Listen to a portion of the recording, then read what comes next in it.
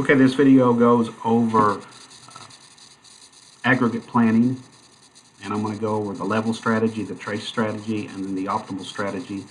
So the first thing we need to do is talk about what's given. What was given to us was our forecast for the 6-month planning horizon. We were given the cost drivers, so the cost of regular time, overtime, and subcontracting per unit. We're also given the cost per unit per month if we have an inventory or back order. And then we're given our capacity. So within each month, I can't make more than 300 units per month in regular time, overtime. Subcontract, I can outsource unlimited. So that's essentially some stupid big number. Okay, so the first thing I'm going to do is implement a level strategy. Since I need to make a total of 1,800, the total that I need to make from a level strategy would be this number divided by my planning horizon, which is 6 time periods, so I need to make 300 per month. Since that's exactly equal to this, it's an easy thing to do. I can just make 300 every month.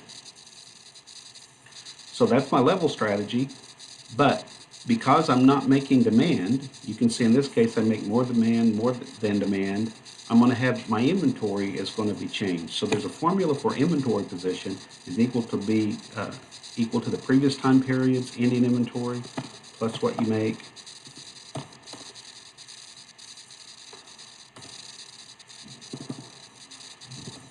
minus what you sell. And that's right out of the book. That's a formula. So my ending inventory at the end of month 1 is 100. At the end of month 2, it's 200. Then we make exactly what demand is, so we stay there. And then we make a little bit less than the demand, so we start bleeding off our inventory. And I'm just copying this over, and we actually go negative. That's a back order. So these are inventories, physical inventories. This is a back order. So to grab that, I'm going to use an if statement. Equals if this number is greater than 0, get it, else put 0. And if I copy that all the way over, and then the same thing for my back orders, equals if this number is less than 0, get the negative of it, else put 0. And the back orders are 0 until month 5, where it goes this and it goes back. I need to sum these so I can charge myself against it.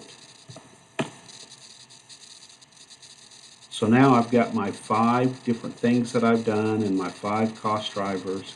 So I can now come up with the total cost by taking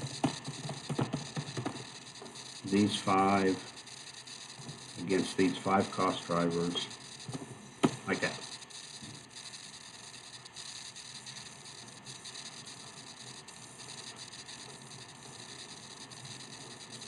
So my level strategy cost is 4,700. The chase strategy is just where you make demand.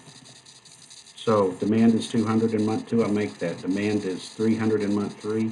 Demand is 400 in month 4, so I can make 300 using regular time. Then I have to use capacity, and then I have to use overtime, then I have to use subcontracting. Same thing for this. Again, all I'm trying to do is make sure this sums to my demand. And you can see that is my level chase strategy. And my chase strategy is less than my level. We can also use conditional formatting.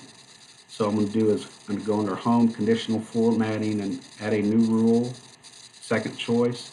And since I'm going to add one for my regular time and overtime, so I'm doing regular time first. If that cell value is greater than this number over here, and if you notice it's got a $sign in front of the N and the 3, I'm going to take it off of the 3. If that's true, I'm going to change the format to something else, and let's call it orange. Now that I've got that, and I can copy that for all of my regular time, overtime, and I'm just copying the format. Then if I would ever exceed these, like if I ever put 301, you can see that turn red. That tells me it's infeasible. I can't do that because that number exceeded that. The other thing I can do is if I don't make enough stuff, I want to look in the last time period. So I'm in this cell and I need to add some infeasibility or conditional formatting to show I didn't make enough stuff for the 6-month planning horizon. Another new rule, I'm going to use the second choice. If that cell value is less than 0, which means I wind up having not enough stuff made, I'm going to turn it red. So that tells me, oh, I didn't make enough stuff. Let's go bump this up somewhere. I'll do it back to there. That's what this is.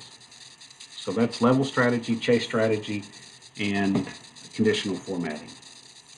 The third thing we want to do is use solver to come up with the best answer. For the class, the easiest thing we're going to do is get rid of the back orders, and then we're going to make our physical inventory, get rid of the if statement, and just make it equal to inventory position. Now we don't have any if statement, so we got a linear model. Now I'm going to open up my data solver.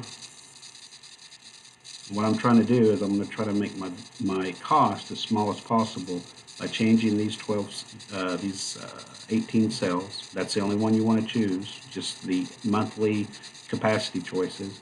And then I'm going to add some constraints where my regular times have to be less than or equal to 300. My overtimes have to be less than or equal to this. And also I've got to make sure that my physical inventory, and this is something I wanted you to do to make this simpler, make sure your physical inventory is never negative, because we're not going to allow back orders to happen. So that's got to be greater than 0. Once you got these three, make sure you use the simplex solver. Don't use the other one. Hit solve. And it says it found a solution, and you can see the new answer is this. And you can see what it does is it builds some inventory early, not as much as what you would do with the level strategy. And then in months 3, 4, and 5, it uses some overtime, but it never uses subcontracting. And that turns out to be the best answer. Okay, so that's how to use level strategy, chase strategy, conditional formatting, and optimization in aggregate planning. Thanks.